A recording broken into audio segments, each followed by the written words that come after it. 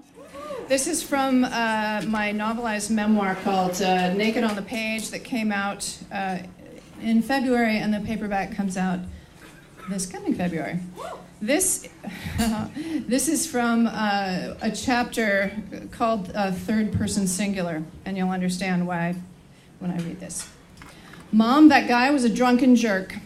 You're not old, you're not invisible, and you're beautiful. You are. My daughter Erin holds on to me a minute longer than usual as we hug goodbye on Mission Street, the smells of citrus blossoms and taquerias wafting past us. She looks squarely in my face to see if I'm buying her statements of fact with an expression that's half anger and half sorrow. Honey, I'll be fine, I tell her, really. I had a great dinner. I'm glad we came. Now go home, you look tired. She gives me one more hug before she heads north to the BART station, and I head for my car that will take me south to the coast. If possible, I think she feels more embarrassed than I do about tonight's little fiasco. This aging thing is so inescapable and in my face as I lurch toward 50. It's the elephant in every room of my house, at least those rooms with mirrors. On most days, I have an uneasy truce with the calendar. I managed to cheat the frump gods by being genetically graced with younger-looking skin than I'm entitled to, thanks to my mother. And I stay at least moderately current on attire. And yet, I'm hardly out to pasture. In fact, I'm busier than I've ever been. I'm doing good. I'm looking good, I think, most days when my self-esteem is where it belongs. But then come the increasingly frequent boots to the head that remind me that the double whammy of aging and being unmarried is torture worthy of the Tower of London. Anne Boleyn, get thee to the loneliest tower, gain thee 15 pounds, and never get thy knickers peeled off again. I hate that I even care about this shit. My higher mind that knows that for our species to evolve, we have to accept body changes as we hit them, think every age is beautiful, and quit trying so goddamn hard to stay young.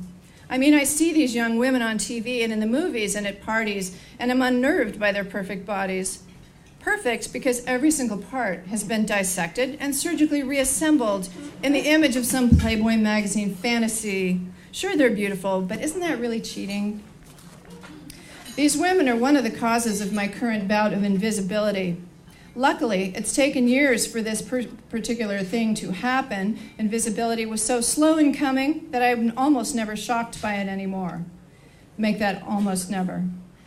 I'd taken Erin and her friend Martine out to dinner at Bruno's in the Mission District, a restaurant owned by my friend John. He put us ahead of the line and showed us to a sweet corner booth where we settled in to enjoy the Rat Pack ambiance and calamari. Before too long, though, we had company. The two young guys were really, really hammered. They weren't invited to sit with us, but there they were, sliding wordlessly into our booth, clutching shot glasses of Jägermeister, the fortification of choice for frat boys everywhere. They were transfixed by the girls, both symbols of early 20-something all-American beauty. Now, these girls can take care of themselves. When she was just 20, Erin did a semester abroad in Venezuela, sometimes traveling alone, sometimes having to bat away aggressive men like mosquitoes. She's learned to roll with the inconveniences wrought by her looks. And this time she was amused at their mumbling words of praise, at their idiotic behavior, turning to me with a silent roar of laughter that showed she wasn't offended. But then one of them raised his shot glass in a toast. "Here's to you two beautiful girls," he said, leaning flirtatiously in their direction. And then suddenly realizing I was also there, he turned slightly to me, glass still raised. And here's to the third person. As God is my witness, this really did happen. The third person? Is that what he said? I felt a strange flush and a twinge as if someone was poking my brainstem with a hot prodder.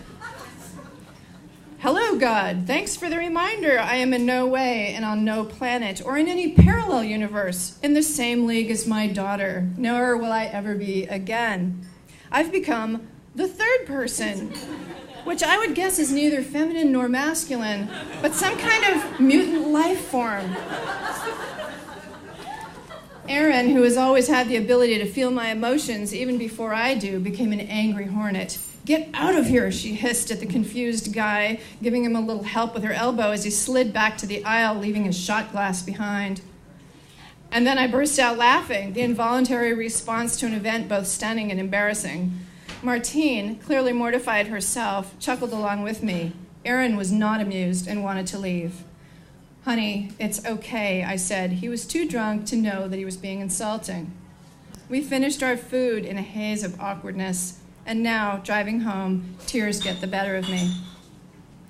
The next day, I find myself pouting on Phil's office couch as I tell him the story. By the way, this book is about becoming a columnist for the Chronicle that writes about her personal life.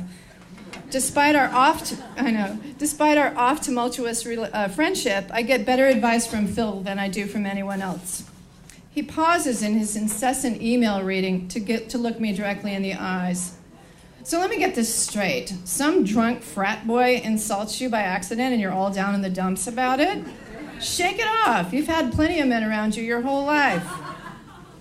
"I know," I said, not recently. "I'm becoming invisible. I'm going to end up going to my 50th birthday party alone, and someday they'll find me dead in my kitchen being eaten by my cats." "Just stop," he demands, heading out the door for a meeting. "And go write about it. You always say it helps give you back your perspective."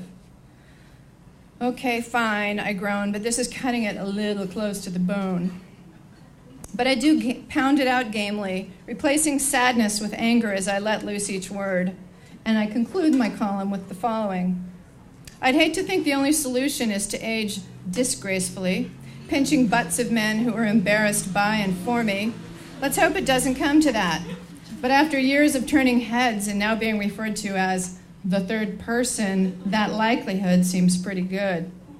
But at least this story has an amusing ending. When my friend John, who owns Bruno's, heard about the annoying dweebs, he took action. His bouncer found the offender barfing up his Jägermeister in the bathroom and tossed him out.